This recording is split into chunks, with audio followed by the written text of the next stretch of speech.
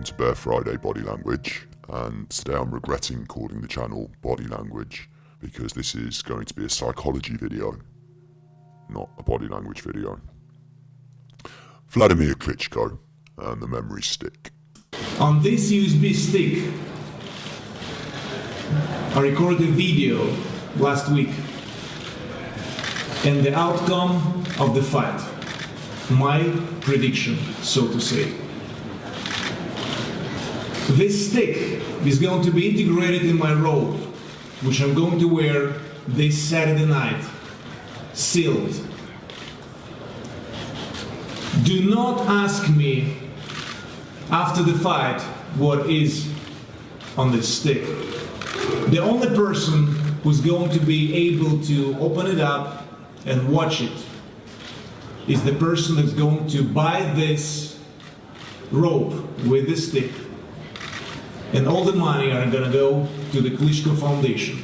I'm sure most of us remember this from the Klitschko AJ press conference, and it's a really interesting piece of sports psychology.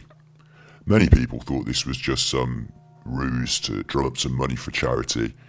They thought it was a bit left field, a bit weird, and it didn't really work as a mind game. I think it was very, very clever, and I'll explain why.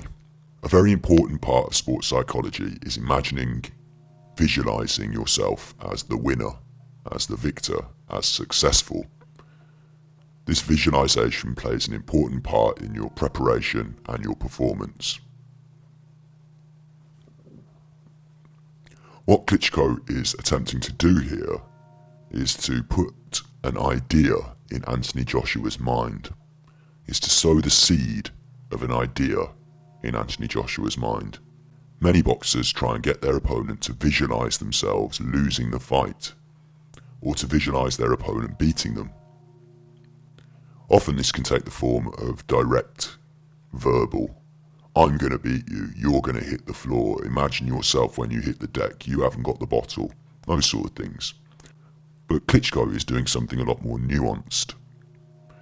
He's announced that he's made his prediction for the fight and he's recorded it on this memory stick as a video. So what that does is it takes Anthony on a story. At first there's the memory stick. Anthony thinks about the memory stick, he can see it.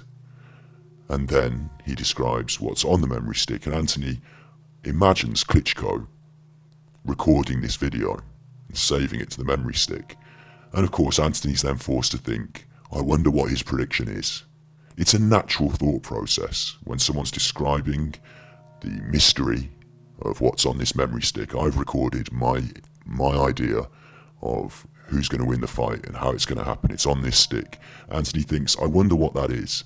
And of course, it's logical to assume that Klitschko thinks he's going to win. So Anthony is being led down a dark thought street by Klitschko to a place that he doesn't want to go. He's now going to think about what it's like for Klitschko to win the fight, for Klitschko to visualize himself winning the fight, for Klitschko to describe himself winning the fight, all on that memory stick. And it's all going to happen in Anthony's imagination. He'll never see the memory stick, he'll never see the video. So Klitschko has sown the seed in Anthony's mind. He's made Anthony think of a situation where he loses the fight. He's made Anthony consider what it would be like after the fight to get this memory stick out and prove the prediction right or wrong. He's put doubt in Anthony's mind.